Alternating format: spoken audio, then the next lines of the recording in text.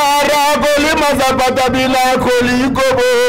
Sambara goli mazapata vraiment bo sabone. Sambara goli mazapata bila koli gobo. Sambara goli mazapata MGTV.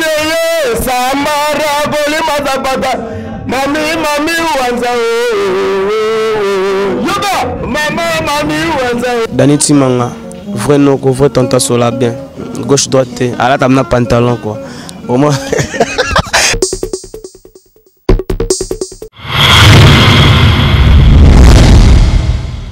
MJTV, vitesse wapi. Abonnez-vous.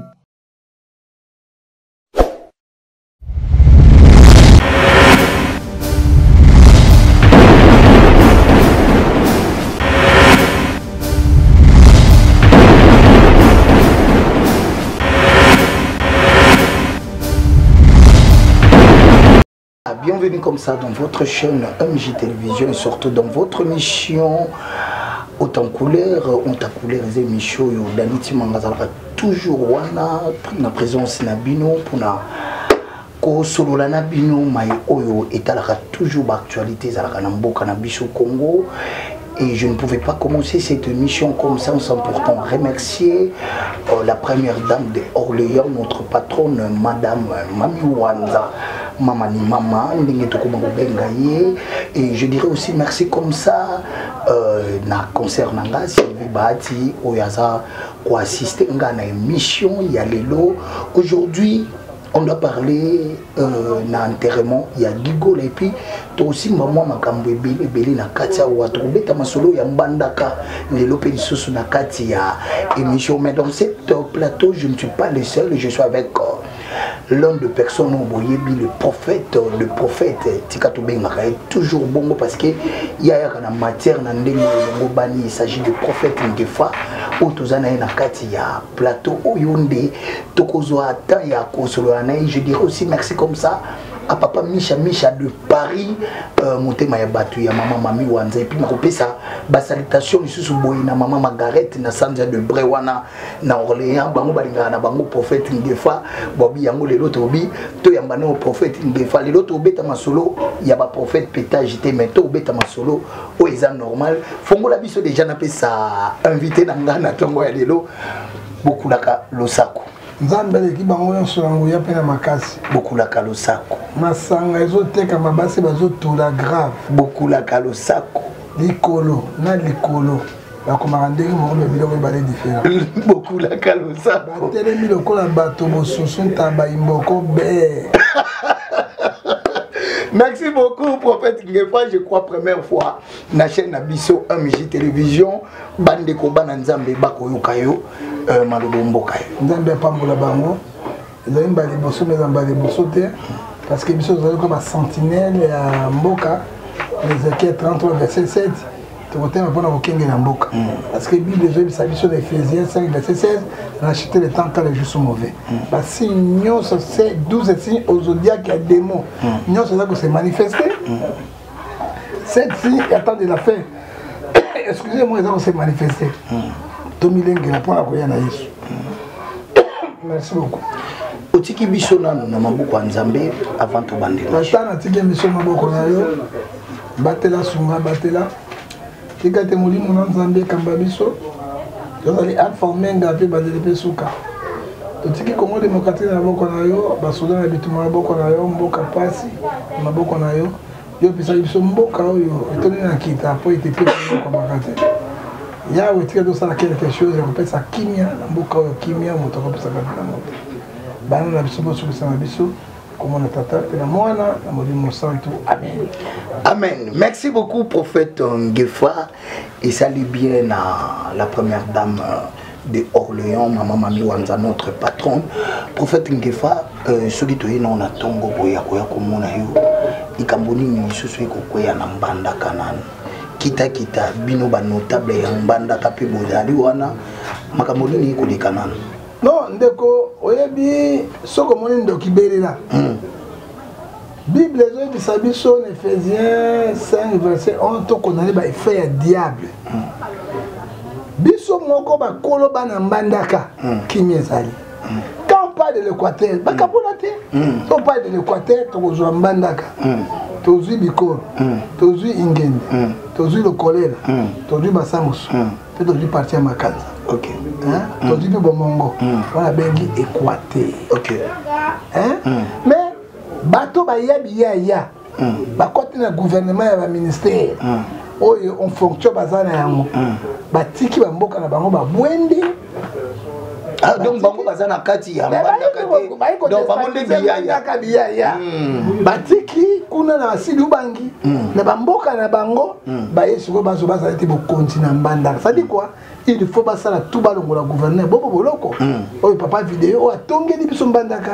Papa oyo benga papa isalongo. Oto benge vidéo o misala ça na kata minene. Problème est le cani. Gouverneur n'a pas de problème avec gouvernement provincial. Ok. Mais il y a problème avec le gouvernement provincial, bango moko, parlement provincial, nde oyo bazali na makambo. Gouverneur na kati kunani. Gouverneur azali exécutif. Bango bazali batu ba gramibeko. Alors bango basali nini? Faut ba luka moyen ba kwesa te ba parlement wana. Voilà. Ba pesa motion de défiance na batu na bango ba kota maile mabe pelengendu poloso oyo toboy. Pelendu, mayele mabe poloso eboti solo. Solo eboti paketele. Paketele eboti njobi. Njobi kena frondondo di membo. Bango wala bakata gouvernement. Sikola bango mbongo na bango, batiki bamboka na bango, babwende bikela ba mingando kuna. Ba yende mingando isusu. Mingando ko? Bazekela bazani ba mingando. Bazabikela kuna ba mingando. Sikola ba yei ba ko déstabiliser bana ya mbandaka. Bakeli soit voté du Cameroun, ministre qui là, on a été transport, il soit pas président de la République, Tongi, moi n'attends pas d'année, mais ça doit être ministre national, président Yoka Kibiso. Akamati moi na basankus, moi na mbandaka, a comme ministre oyo atali ya transport, bango babaloki o azali de tuti. Parce que mon bateau, bateau, bakomi kobi mais c'est tuti. Or que biso de ekila. Comment ekile za comment tuti? Ya mongo ya boya basankus ko. Ozomona, tozaki na bwende na basankus tozaki, eloko bo moko kabwani. Chuapa capitaine nango boyende. Équateur capitaine nango mbandaka. Nakata chuapa tokota ngongo yoko, toke kuna bokungi kela na mingando oya bambo kuna. Ozoka, biso pe na mbandaka totika na bachwa, na bamongo, na bangombe, nde na bekonda mbandaka yango na mabinja na balokoli. Alors bango bazali ko fungola miso poste na bango ni. Ba autochtone na mbandaka. Ba chef kuti ba notable.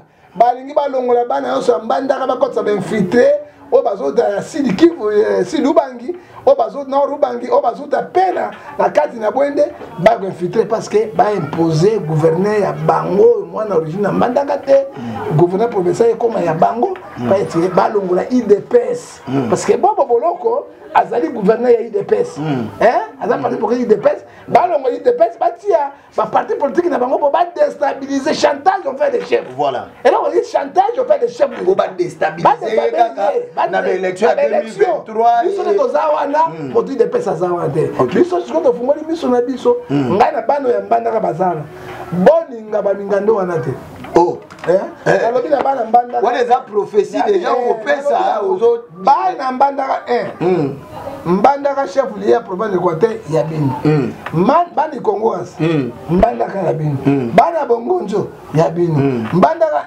ya bino ya Bokotola ya bino Injolo ya bino Bamanya ya bino boyeka oyi mwana mbanda oza tanga kombo voilà ozo tanga pela bakombo boyeka mboka na bino oyebi seki mboka na bino itipo mboka na bino bikoro mboka na bino bokeba na ba dictateur wana baye na mayele ya otobenga ya ngotobobo pona ba déstabiliser yango nous disons chef d'état non la paix est en bandaka. Il est chef d'exécutif. C'est Bobo Boloko Bolombo. Il donne la paix en Bandaka. Les habitants de la population en Bandaka, ils aiment la paix. C'est que la Bible dit, Hébreu 12, verset 14, cherchez la paix avec tous. Voilà. Et Bazaro Jiré, Kebaroti Kambanda Kate. Mais on a mouli moi, Koulou Negoya, Koulou Negoya, ma frère, Poloso, Oyo, chef l'État, Zoboé. Et Bata Sénès. Problème, Wana, Ezali, problème, il y a gouvernement, ezali un député provincial. Ça n'a rien à voir avec Bobo Boloko. Ce qui est la présence sur les Bango, Bobo moi je vous dis, Bobo Boloko, il est libre. Voilà. Bobo Boloko, c'est même projet, à d'autres en Bandaka. À d'autres un problème dans la quantité. Mais c'est beaucoup ça l'exécution de ma présidente était parce qu'il faut te respecter. Tu respecter la constitution. Barré à coup constitutionnel, c'est-à-dire irrévocable et solo, mais il faut que na PAJ va vérifier dossier à moto na moko poison. C'est-à-dire plein bango ba tia mbongo ebele, mbongo ebele. Pour sa rébellion dans le gouvernement, na député provincial, na Mbandaka, trouble bima. Alors, mais ça trouble bimi, un ministre intérieur. Quel est le ministre wana? Il y a des patrons de l'administration à suspendre le gouvernement provincial. Mais Bobo reste. Bobo reste, ça la mandat il reste parce qu'il n'a rien à voir avec Makamwana. Botika, Toboy Bino. Bozon à Mboka na Bino, Makabola ba région. Bazon à Mboka na Bango, moto la donc ça là oh yoka longa la moto na yaya na moto la mboka na ye ba ke négocier ba tona bango kuna bikole belé mo biso bezana ba chwa na bandaka tozabe na ba mom bango pe bana ba kuna na ba chwa kuna ba bazabe na mingando la eko za mala ke ba mo tia biso ba trouble na carte Équateur ko simbate ba disanga bonga botelema Jean-Pierre Bemba to ko yebisa pe atelema mais tout à l'heure pe na ndaki yo ko lobake na bandaka ba makadami quitté l'outil qui boué tata wana omoni yeso abela ko moko ata bondiminga ite bondima misala na OK ozo ko mona ngo oyebita mo mindele bayaka mboka le batema liboso ezali ba Congo central ezali ba constituable so comme na boma eleki matani na kitoko OK ozo ba mindele ba bandaka wana mais biso mindele baya retard mais tato ayei ayiko ayene esprit ya mundele ye mo mabeni ni oyo yazo sala à côté de la gouvernement, na Pierre Kate. Aya na mbongo na opérateur économique ya mbongo ebele. Siko bonini na gouvernement. Bobo Boloko, otobengi vidéo. Donc dans bana mbalo. Merci. Ngai moko mona na kata je. Yo moko prophète na. Et puis ndele oza la pole le koyo bobo. Tanga bazika. Arbitre. Comment on aime ça bien moi? Itokia kabula bitumba. Itokia. Kabula bitumba. Azu suko pa Itokia. Tanga baza pro. Ça mettre ka Facebook. Siko ele kama na tata wana. Okomona mwela. Babenga un bon sono. Metka Allez, oh, bana moto ya kosakana tena tawa. Baba ni mitoa ndugu. Siko baba lo bakate. Soki sife. Ça va pas quoi.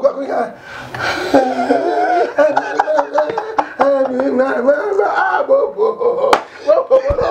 Moto appelle la wala. Oh, papa. Oui, que lorsque elle a comme ça, Boba Zolika, moi, na Zobendana, a pu colobater. C'est que après, il y a un moment à terminer.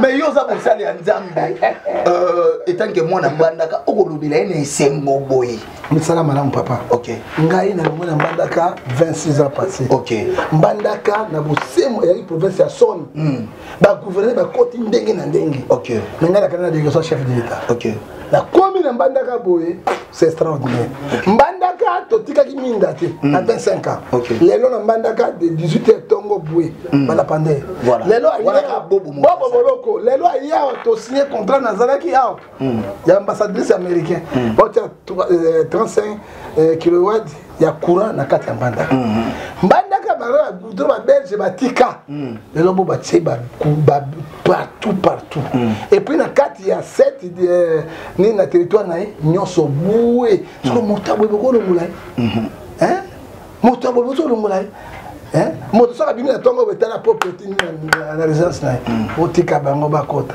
moto na moto problème na mbongo kendo hôpital sala bo oyo mona motabo ndimo voilà Yesu alobi ata bondimi ngai te les bonnes œuvres Apocalypse 14 verset 13 ekangaka liboso ya kolo bobo na nzambe azobundela ba milliardaire mais bazokokwesa ye te ozomona parce que nzambe azali naye bakotinda bambongo ebele mais bible elobi nini Deutéronome 28 verset 7 bakosala kita nzela bo nzambe apanda bango nzela sambo bobo yo wana prophète toya nanu na problème oyo étant que oza mosali ya nzambe tomonaka mpe bandeko na obele balekaka mpe na batele awa bapesa na bango face supposons mpona baartiste mosusu lelo prophète ngefa tolandaki yo mpona likambo ezwaki artiste monene mpe ya mboka oyo Ferregola olobi enterrement ya leki na ye gigoli ezalaki nga alobaki nakomona mpe prophète ngefa na mystique ya formé akokobeta tour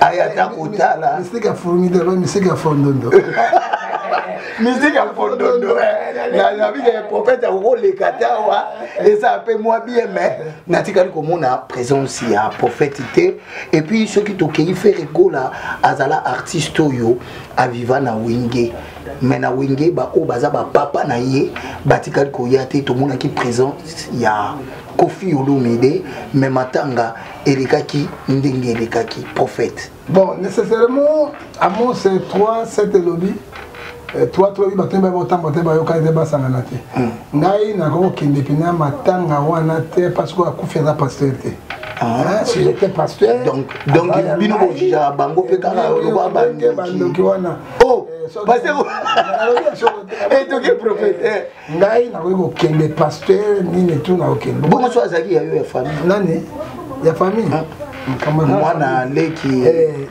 nakende natali kaka navandi kasi wana polika okeka otali kaka bandoki wana ya yo bongo tokelo pasteur prophète loba nakokende mais ngai nakende matanga kaka moko ya verkis kia mongana yendoki te ndoki monene mutabenga tokende mpe nakendeki question nano repose au père parce que azoka baniveau balwambo makiati bon oyo etikali mpenza nakendeki te bon sibitima omoni soki bato ko bawela bakendeki te liste moko ebimaki ya bato ya lokuta ezalaki liste ya bato oyebi na Bible oyebi na biso na Matthieu 10 15 à 16 je vous envoie les brebis au milieu de vous soyez prudents comme les serpents biloko ndenge fort parce que deuxième liste comme on a prophète de l'Ilès ayate oh deuxièmement prophète ngefa batali ba journaliste ti ba kosuka na wela son côté wela son bo comprendre parce que liste bimaki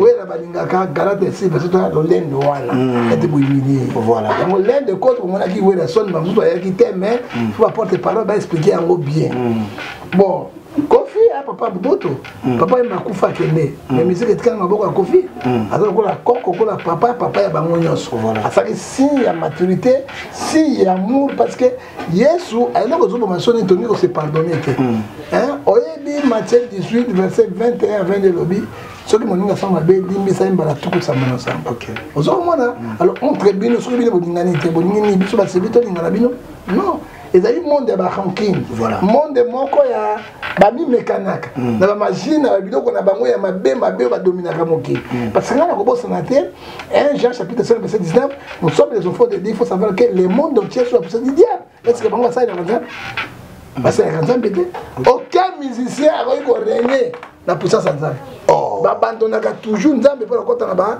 biloko na bango ya misiki conséquence yango même o Nzambe pe kasi Nzambe ba kota na belé ouais Nzambe ba kota belé ba bunga nzela yango moni Apocalypse 3 verset 14 à 15 avec Nzambe asanza bango ozomona mais tant moninga zulikambo il faut cultiver les fruits du Saint-Esprit les fruits du Saint-Esprit et sur le Galates 5 verset 22 l'amour la patience le pardon la bienveillance voilà ozomona Nzambe na monoko te oyebi Matthieu 24 verset 5 alobi plusieurs viendront sur mon nom bakoloba ngai nde yo Nzambe oh Nzambe akwanga na bango bina yebi bino te parce que c'est lui qui sont les cœurs des hommes et c'est le cœur des rois voilà ozomona na mona ki ya passe mi parce que moni ba gouverneur ba président sénat na ba président sénat ba gouverneur ba kuya président sénat kufi na okamona monaki ba président ba nini tout ti kuna est-ce que bango ba connaît est-ce que premier ministre muta kufi to ndengeni non ça s'appelle patrimoine même patrimoine ya mboka mais leki na été on a matanga vérité il a fait muta kufi te leki ya kufi na autour ba Galate 6 verset 7 c'est que l'homme a semé il moissonnera Romains 6 verset 23 ça dit péché c'est la mort autrement c'est clair alors tant l'histoire du magi ataba ko démentir yango bisoté mais ben connaissez nini et tambola qui dans internet ozomona à part yango ba bato balingi ba ranking bazana ba mon côté ils allaient passer pena ba so bo sali faire beau bo sala dor fidèle so bo sali pe ador fibo bo sala jibe pe ndenge ngana bo yibisa bango bazwa bolingo bazonga na obeko yeso atekali sobo de Genèse Apocalypse Dieu nous parle sur l'amour c'est Jean chapitre 13 verset 34 soki bolingo te na olengo na bango na bakazaka minene wana na Jean 12 43 ils aiment la gloire du monde que la gloire de Dieu côté la matanga ya kwa mokongo comme na cercueil au s'incliner au baloki bango a incliné. À quoi sert un homme de gagner tout le monde super dans son âme? Matthieu 16, verset 25 à 26. La comédie est Adaraboga. C'est quoi le Kouana? Les obomisa bango, mon cher jeune. Les obomisa bango, puis va conflit les autres à ma casse. La recette à peine à faire. Balobi ok na matanga batute. Mbala simaso kofi ayaka. Yaya na bino nyos. Pakanabino, légende, kofa li comptable légende. Yo pe que na hôtel à bani après ça la pour ça madame prophète lelo oyo est-ce que vous pouvez confirmer aussi dans cette émission ou imposer les montants mabo ou détecter mili mukati naye et puis à qui par koufi ndamba za wana de olobi ndamba za wana de on a ce sont les 2 Pierre chapitre 2 verset 1 à 3 il y a parmi vous les faux prophètes et les faux pasteurs. Bible le connaît très bien. Voilà. Ce que qu'il y a dans Matthieu 24 verset 11 et le bien quand vous verrez l'abomination dont on parlait prophète Daniel établi dans l'église fait baquer dans ma vie aïe qui a 35 kilos na bundiri milimu yosi wana kei kufa zalaki mais ako kufa les sudabiki au nom de Jésus qui fanatisme avec yango tango yeso baneko bi wana na olo babongo na olo bandiri na moche wana na fumangani wana obia fumangani lata ngoma moto so oh gona makambo ata so bino boka nini so so imargo ya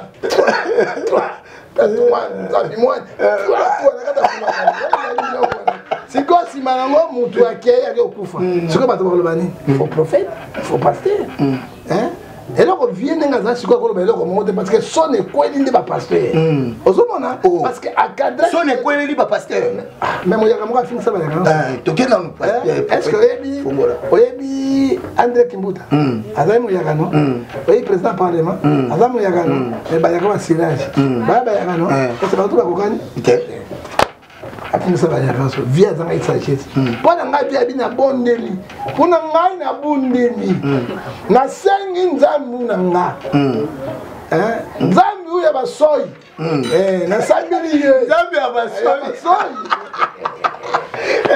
nasambeli ye mais soki liwe eyemba mosusu délivrance liwa mpe ezaka délivrance mais via na bargima te mais leki la bino moko alingaki asauve loko wana prophète leki la bino moko mpe tanke mosala ya nzambe du fait ke amonaki ke baimpose gigola maboko moko ekokomeme na liwa prophète moko azalaka na nga bawa abaki ye il faut asekwisa nalobi lola devie kabila akufi alobi moto akosekwisa ye azalaki te wana ye azalaki na prophète te leki la bino nazoloba wa prophète oyo azalaka na ngaba kabila opamba wana combien de bateaux bazokufa awa papa vraiment bazokufa mais ye alobaki yango sekwisa peut-être bino boza bavie ya kala boza na onction wana te Ézéchiel 13 verset 6 sur les mensonges qui prophétisent dans mon nom natindi bango te c'est la parole de Dieu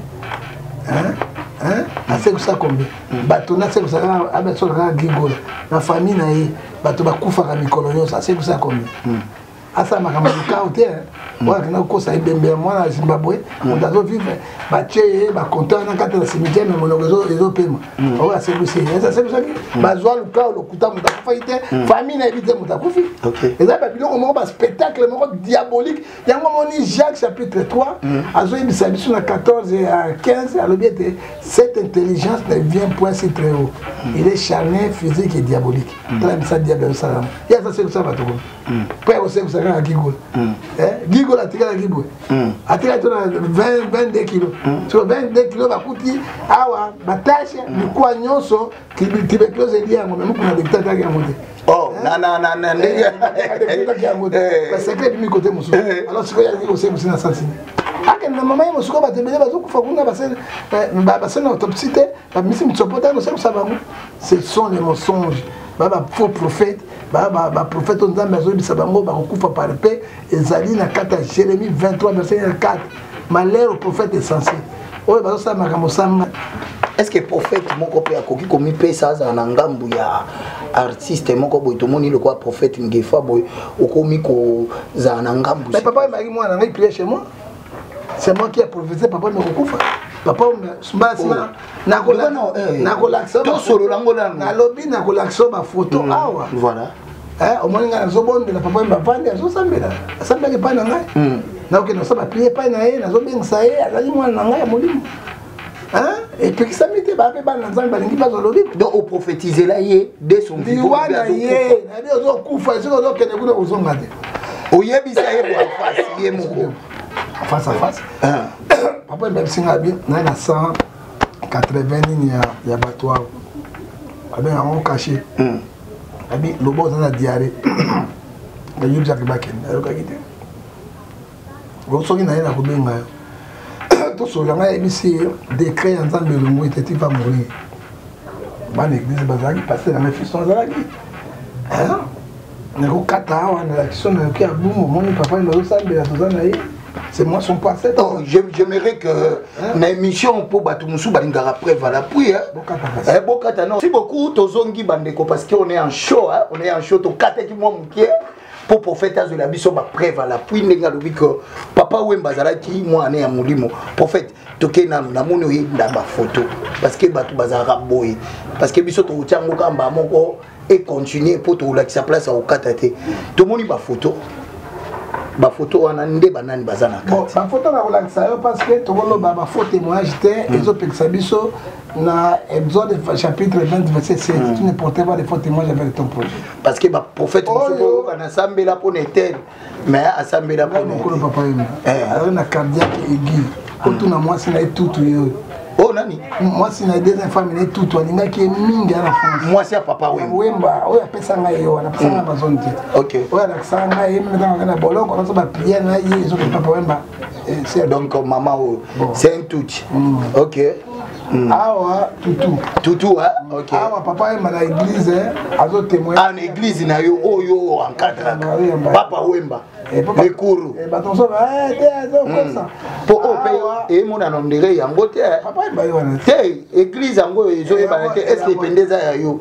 to continuer to continuer yango yo papa Wemba zo sambela te maboko likolo na kati église awa ngai nazo te papa Wemba yo wana o mama interpréter donc prophète ye moko ye wana donc yo na micro papa Wemba ye wana papa Wemba o directeur na bato sécurité o directeur FIDA oyo interprète na oyo ngai Mose papa Wemba yo je suis son père spirituel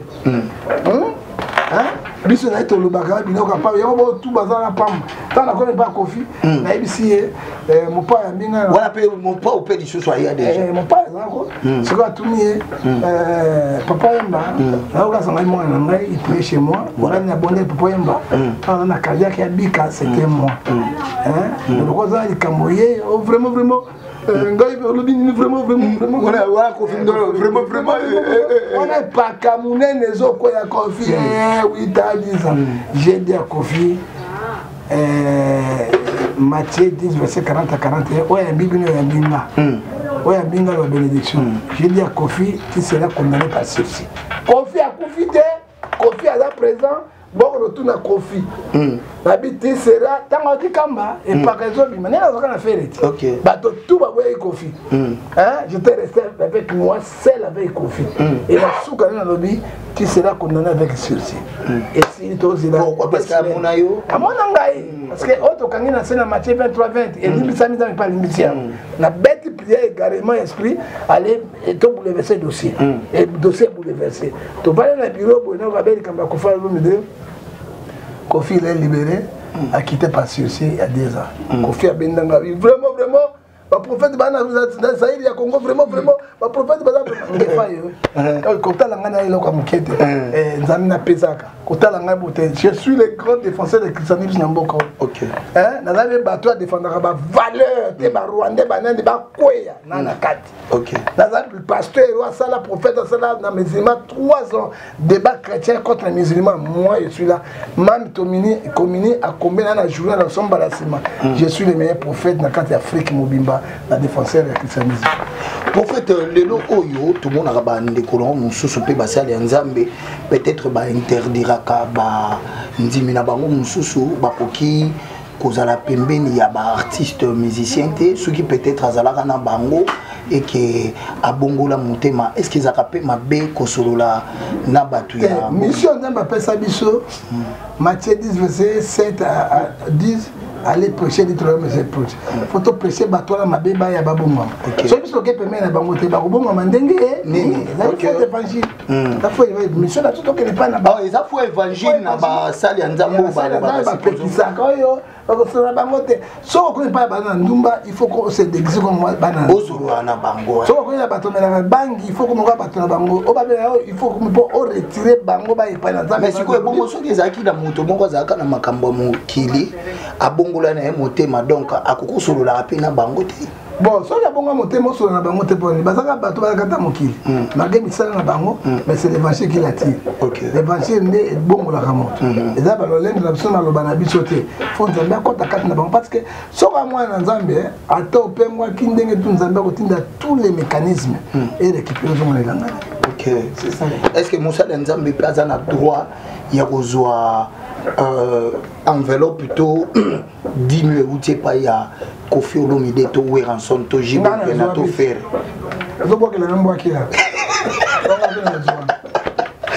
mais on va répondre et pour belé par le non 1 Timothée chapitre 4 verset 4 non pas que on va la même boîte qui là je toucher mais donc papa va faire déjà quoi que bango baba na satana te c'est nzambe asali bango 1 Timothée tana ba Kofi apesa ngambongo na boka bango olia non, d'abord dans 1 Timothée chapitre 4 verset 7. Soki bozimba mwana bobondi na ngo eza sanctifié na komo na makila na Yesu comme pembe. Tozonga Yesu ndeko na ngai. Tokei na kati na mokanda na Nzambe azobisa biso loko moko boye.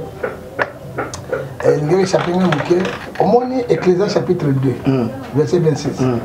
Il a donné au péché Batu Yamasum, les soins de recueillir des données à ceux qui sont agréables à Dieu. Ok. Ba Kofi, na ba fere, pas penser à biso mbongo. Biso agréable na nzambe to bonde là. Pour dire ça misala na nzambe. Et après si biso batu na nzambe, après si biso mbongo te. Après si biso joie, paix. Mais mbongo, to pololi. To bika ka kati na bango. O comprendre ngo? La mbongo na pololi. Kwa si biso na mbongo, to bika ka sima na bango. Mais dollar yo simbi, bon to ça pyramide na kati, yana bango na dollar na poche na. C'est quoi pyramide na dio? Hein? Yo so boya dollar, ja la selo comme moi. C'est hypocrite. Tu gars au boy dollar.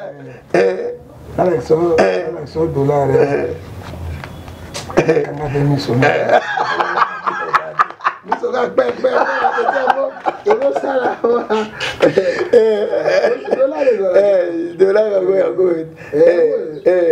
pyramide.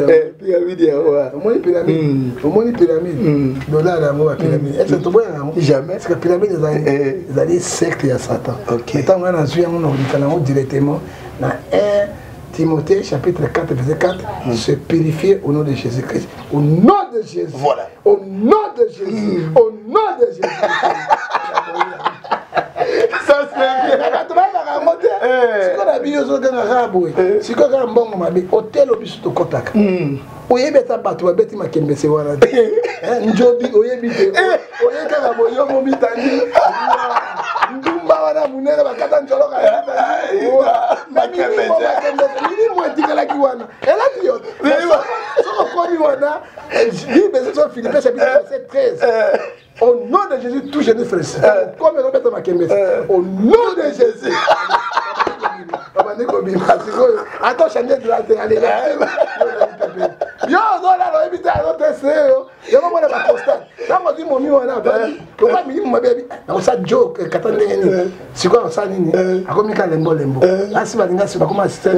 A kaka, on va dire à boudette. On comment tu t'en as oui, oui, oui, on a le prostate na pas. Là, moi, dis donc, c'est vrai là.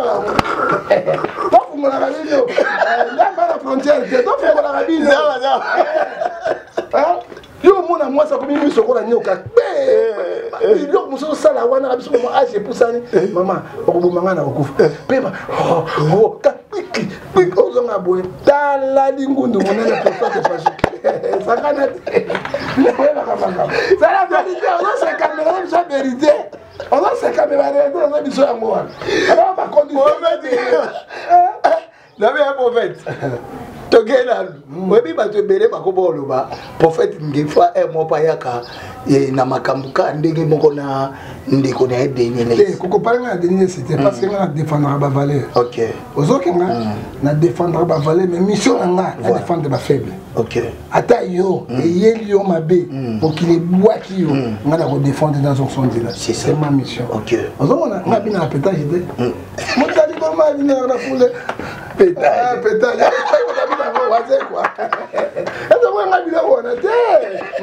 À défendre la valeur. C'est combat.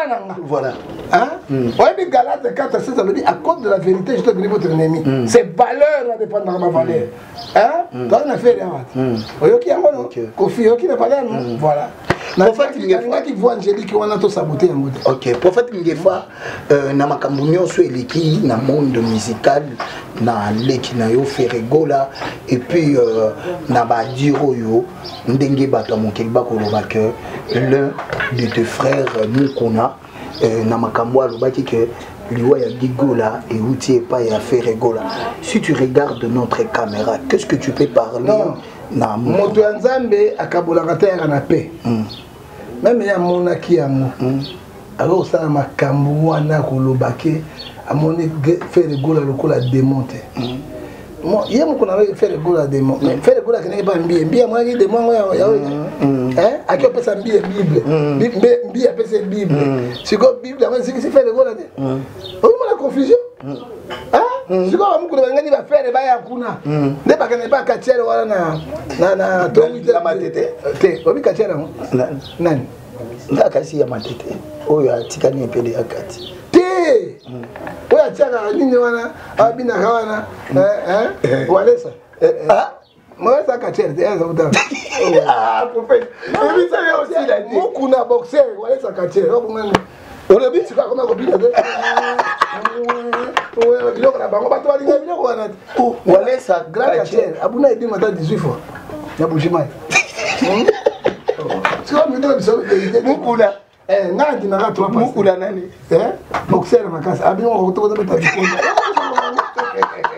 ayo to beta bipona nga ive je ko tu ma vie si on a même ça qu'on a quand c'est sport la musculation bikolo de jo sala o chai beta nga fait la préparation merci ça mais ya kami il est bien on a pas ça yo pour préparer déjà voilà voilà tumbagwe ozawa pili bosa bala nzambe alobi partout place to kuta na terme mini bote pesa bala nzambe pe boza na pa so beti feint je déjà bukanya akokana merci beaucoup ça me finit merci beaucoup to comme le biso na suka et prophète dernier message na yo na biso MJ télévision bénédiction na yo pour la chaîne et puis na mwana na yo Mami Wanza la première dame de Orléans yenda za patronne na biso mama patronne na pambola yo aux journalistes, ma casse, ma chasseur d'image,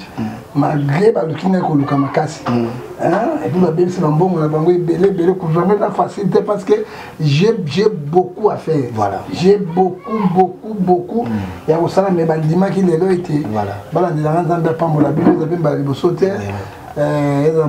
Parce que Nandimi était na kosala bino matos contrat voyez la personne matière pour Kinshasa au moins moi ndeka faire ko la ke na poka monsieur Gobi Kinshasa makambo lui makambo monsieur Gobi nous sommes là pour la vérité n'a ko changer té je reste à la vérité rien que la vérité et là on a continué au courage. Vous êtes très efficace parce que ce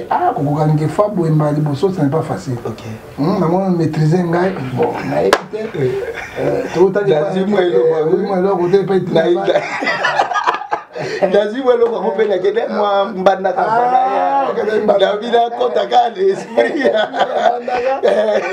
Et puis coupe particulier à sauver les gars gouverneur Mbandaka.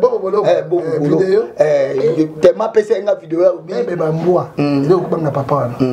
Au Kenya au pénata mo yali kabetika après au Kenya kuna. Ah bon pardon kamba kuna.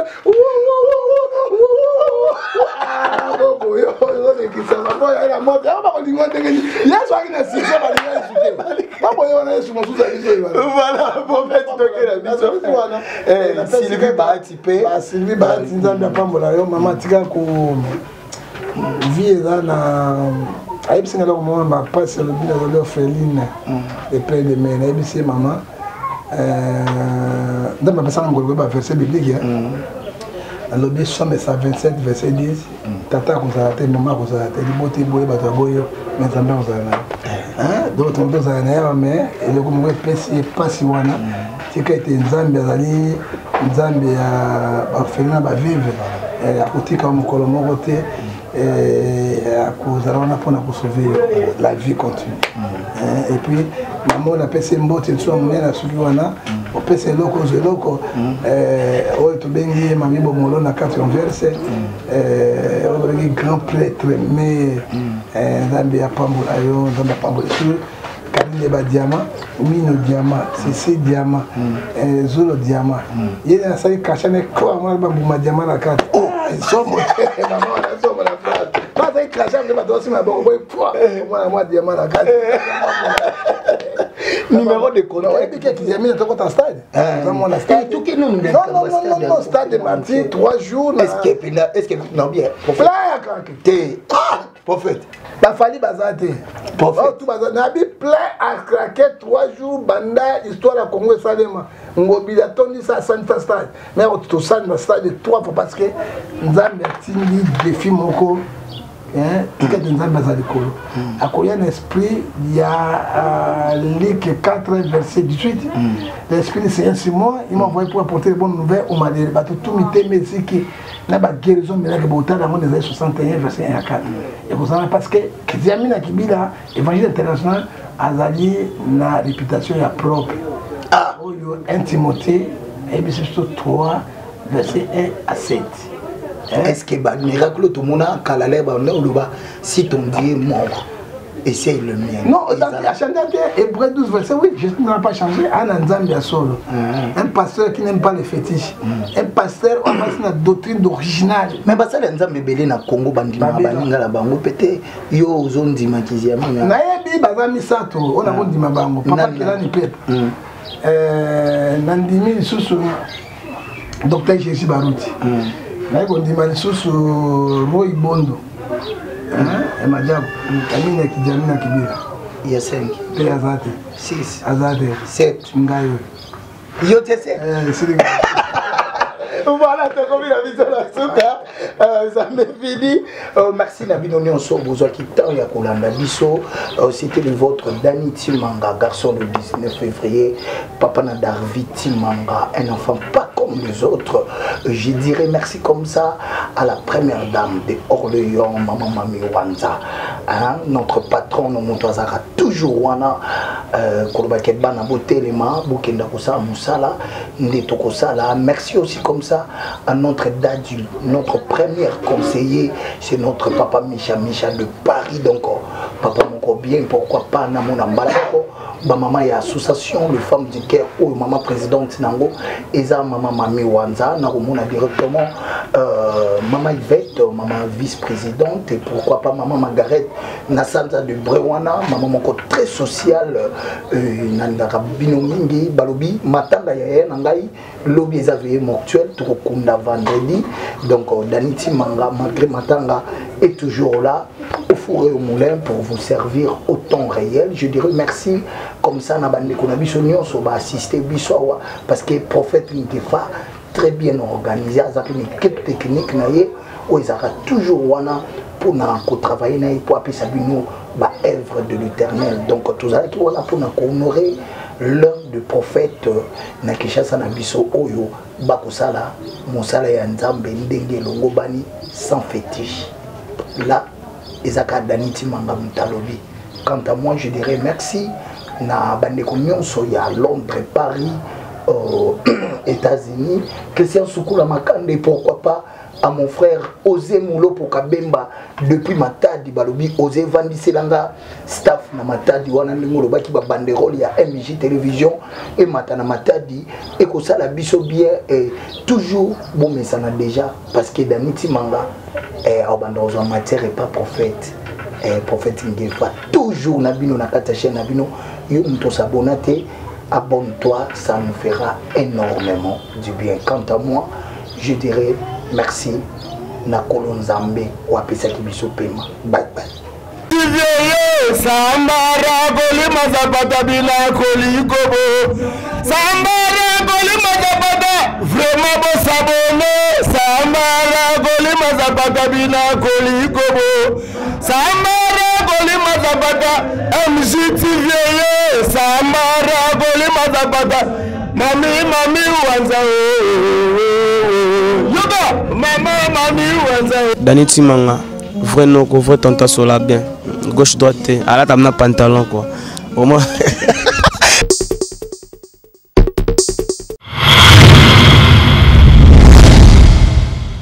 MJTV, vitesse wapi. Abonnez-vous.